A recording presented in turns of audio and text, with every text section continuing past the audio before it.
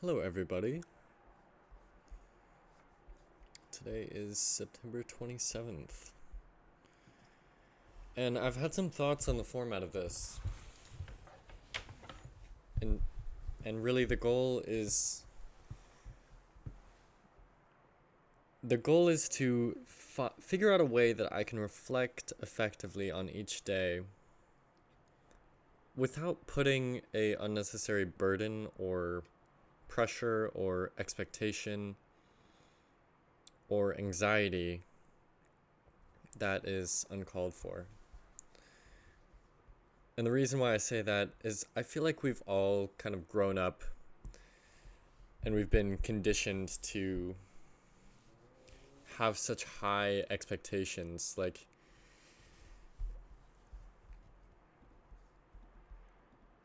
just going up in the school system, for example, you know, there's just so much expected of you. I don't really know where I'm going with this. Uh, Basically, I just watched a podcast with Dr. K. Um, and I know listening to more of what Naval is saying, listening to more of what I'm saying, what I'm thinking. Really, if the goal is to be happy, and happy is not the right word, if the goal is to be at peace, then I really just need to be grateful for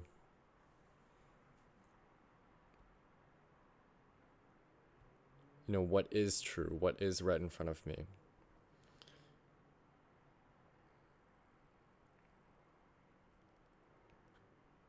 And paradoxically, in the process of letting go of expectation, in the process of accepting that everything's not going to be perfect and you're never going to be able to make it perfect, and that's okay. And that it is okay for you to try, knowing that things are not going to be perfect, and that is better than not trying at all because you will fail in some ways.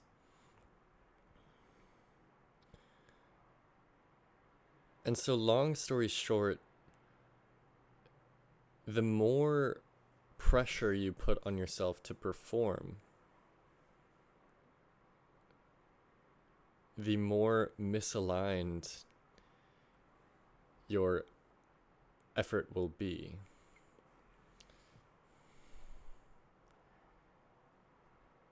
It's like if you want to start a business and if you want to be successful, the best solution to doing that is not to go around and think a bunch about how to start a business and going through scenarios in your head and asking for advice and just thinking about it or thinking about how hard it's going to be and mentally preparing yourself for that. It's just to go with whatever knowledge you have now and try something and just get it out into the world and listen. See what happens. See what effect you had and then learn from that. And that scenario is identical. You tried something and then you failed in some ways. And it's okay that you failed because you can learn from that. It's the most obvious wisdom. And yet it's just so relevant. I'm going to bring this back to what I was mentioning earlier about school. And this is really from something Dr. K said. I totally recommend it. I've never really watched this podcast, but it's Flagrant with Dr. K. Yeah. And I don't know, I love Dr. K. It makes me so happy. and I love everything he talks about. But bringing it back to like perfectionism and procrastination, which I think is really, really tied to perfectionism. And it's because you procrastinate on something because you are afraid of not getting it perfect. Because you have an ego associated with that thing. So like, let's say you have an essay due, you have a discussion. I can kind of relate to this because I do. And you procrastinate on even starting because you have such high expectations for yourself that you want to make it perfect, but making it perfect is really, really hard. And so your instinct is just to ruminate and not do anything because the perceived effort that it will take to produce something that is worthy of your validation it's just too much effort. And so in some ways the skill that you have to master is learning how to decompose a problem like, you know, I'm assigned to write a rhetorical analysis on a book that we're reading, on a particular chapter. Basically, judge the rhetoric of this chapter, make an argument for whether or not the author was convincing in backing up his thesis in that chapter. Now, how do you decompose that problem into its subsequent elements, thus that you can start to make progress in full understanding that it's not going to be perfect? But again, your goal is not to be perfect in the beginning. It is simply to try something. Just as if you were to start a business, the best way is to start with something totally imperfect and then see what happens and then iterate. But the problem is most people are not okay with revealing their own inadequacy in the form of some imperfect starting point. It's like we want to be perfect on the first try. We want to be able to effortlessly, write something that makes sense and makes us sound smart on the first try. But that's not how it works.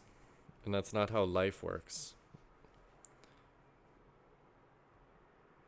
And I think if you're stuck with that mentality, with that idea that things need to be perfect, or that you need to perform always, or that like all that matters is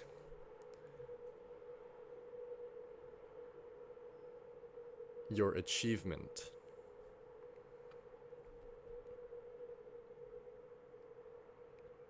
I don't think that is a good road to be on. And unfortunately, it is the default road.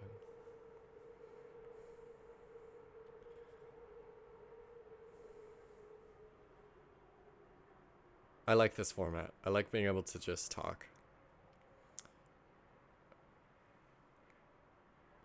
Alright, where was I going? So it's like when you are very focused on your achievement, it pulls you away from your actions and it pulls you away from the process of learning. When you are focused on the goal, when you are focused on producing something that is perfect, by definition, you are pulling yourself out of the type of practice you need to be in order to actually make progress and create new knowledge.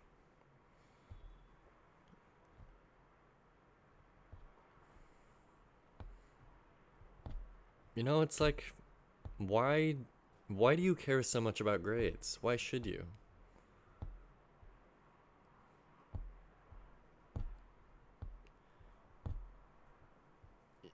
I'm considering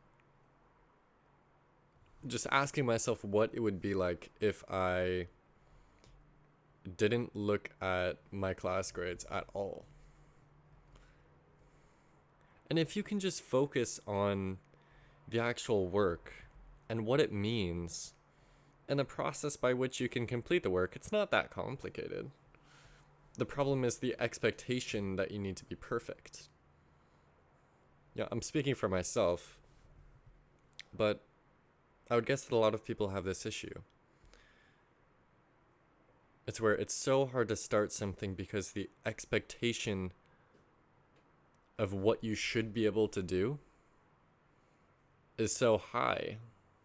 And maybe you can achieve that, but it takes so much effort on your part that it makes you not even want to start. And that's a tricky spot to be in. But I would argue, what does it matter? Like, your goal is to learn, it's not to get good grades. At least it should be. Or else, what are you doing? It's just a waste of time if your goal is to just get the credential.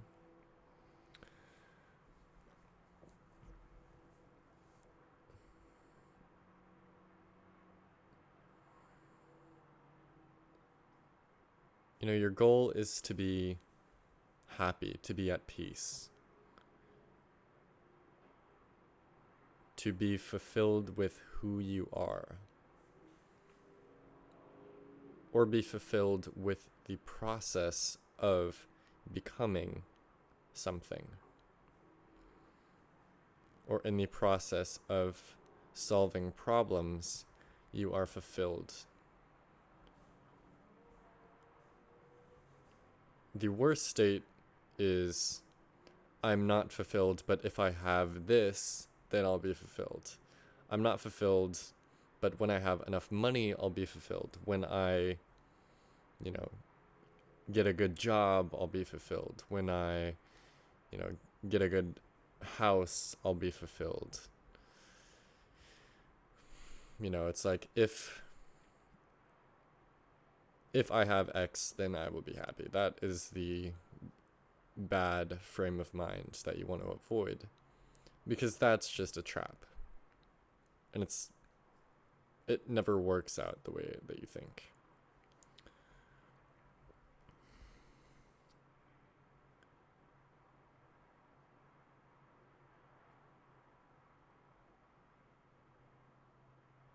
And so, yeah, long story short, I have a ton of jumbled thoughts around the implications of all of these ideas. I would say I'm heavily inspired by Naval.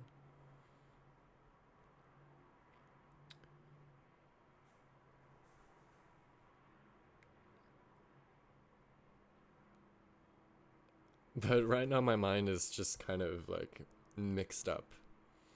I have a lot of ideas, I have a lot of thoughts. They come out a little bit more clearly in my writing, but when I'm speaking, especially with no agenda like I am right now, it's just random. At least as a listener, I would assume that it's kind of difficult to follow.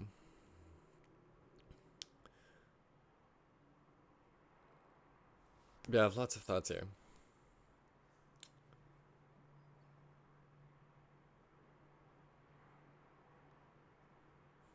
Basically, the more you focus on your actions and the more you detach from your achievements, the more present you will be.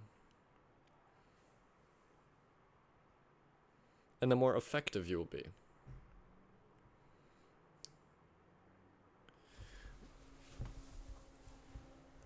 It's like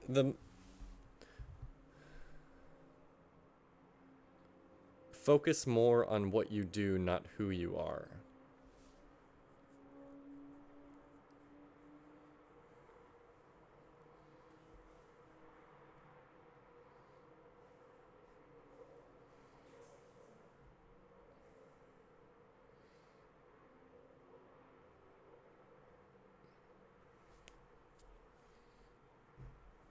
You know, I have a lot of passions. Like, I have a lot of interests.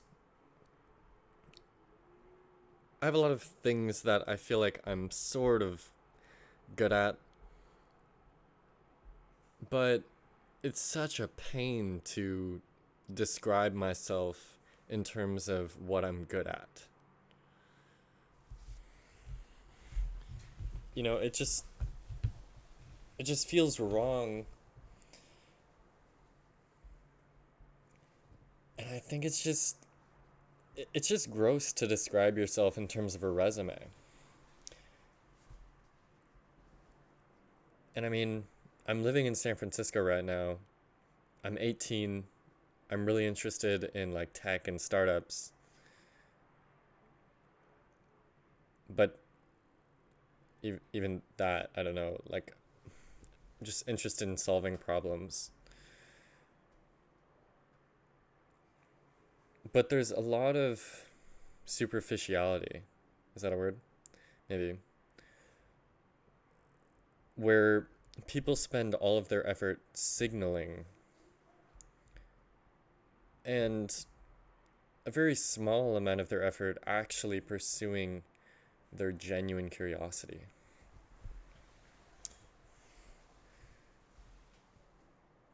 It's like you should be spending all of your effort pursuing your curiosity and none of your effort signaling. If you happen to connect with someone that has a similar goal to you or a similar interest to you, and you want to pursue that interest together with them, I think that's a beautiful thing. You know, if you connect on a specific problem or a specific set of ideas, I think that's a beautiful thing.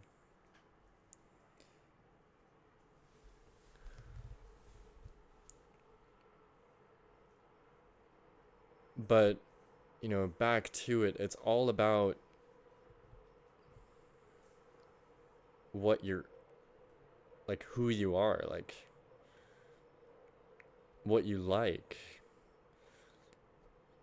You know, it has nothing to do with your accomplishments.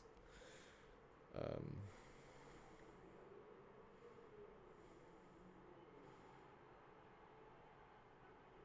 I don't know. It's interesting, like, finding out how to live more of a human life, how to live more authentically, how to find the people that you want to associate with that have no vested interest whatsoever. They simply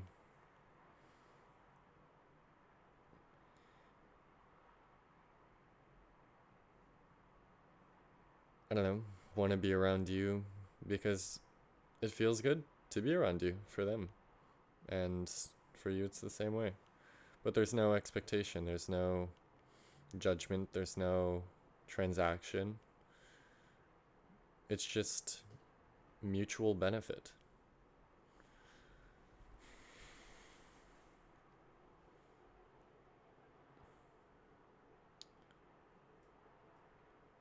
Yeah, I think there's a lot of bullshit. There's a lot of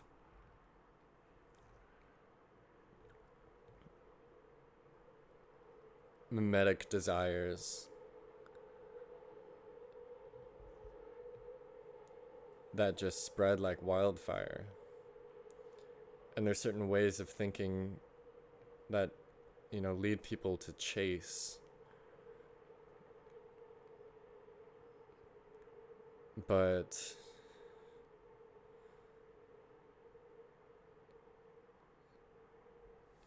it's not necessarily what people need.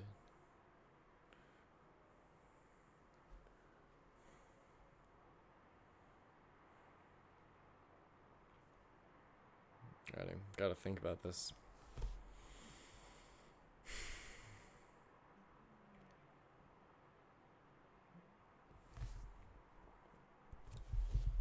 Long story short, I didn't do English. But I got a lot done. And some, like, I don't know. Like Naval says, I don't flog myself over things. It's best not to punish yourself over things. What's the point of that? There's another quote, like, all conflict is self-conflict. That's a pretty deep one.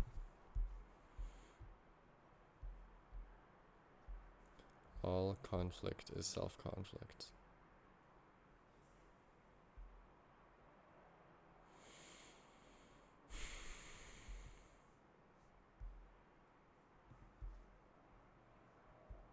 Scheduled a massage tomorrow because I'm fucking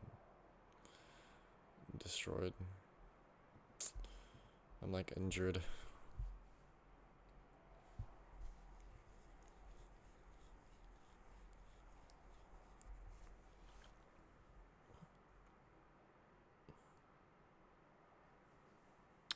Tomorrow's Sunday. It's a holy day. So we must cherish our holy days.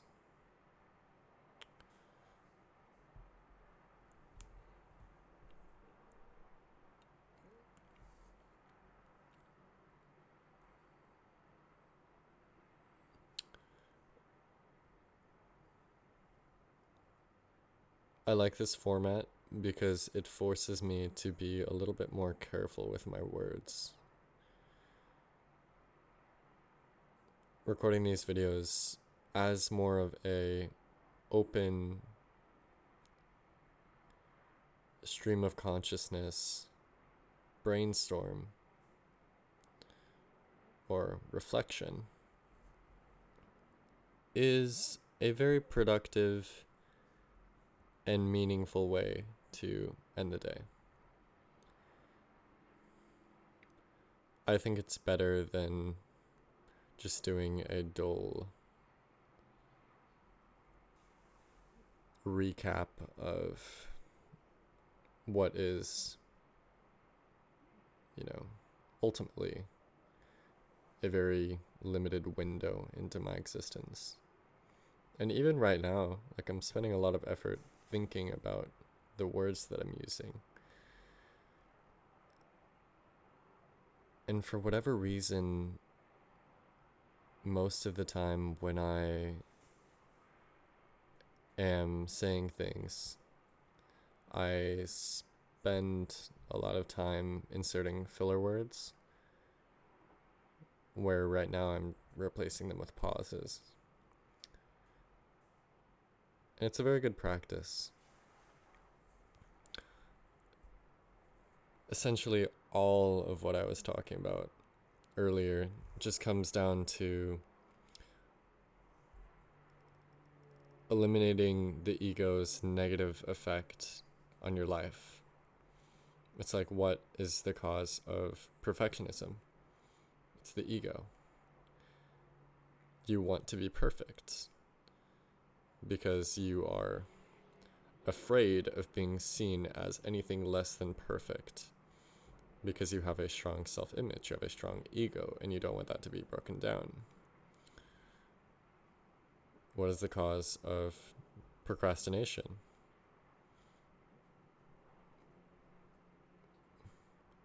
I mean, it's complicated, it depends, but I think a lot of these problems are downstream of having a very strong ego, a very strong sense of self.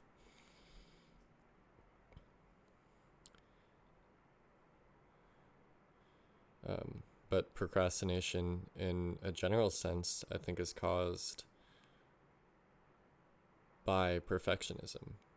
It's because the perceived effort of what you're doing and the perceived weight and the perceived like responsibility of that is so high that you'd rather not even bother because it's too scary, it's too much. You know, you don't want to put in that effort. And yeah, it's just such a unifying issue.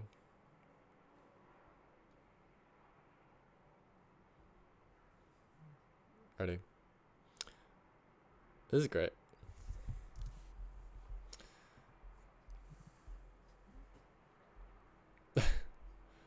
"25 minutes. All right, if anyone is here right now, I love you, and I hope you have a good day. All right. Bye bye.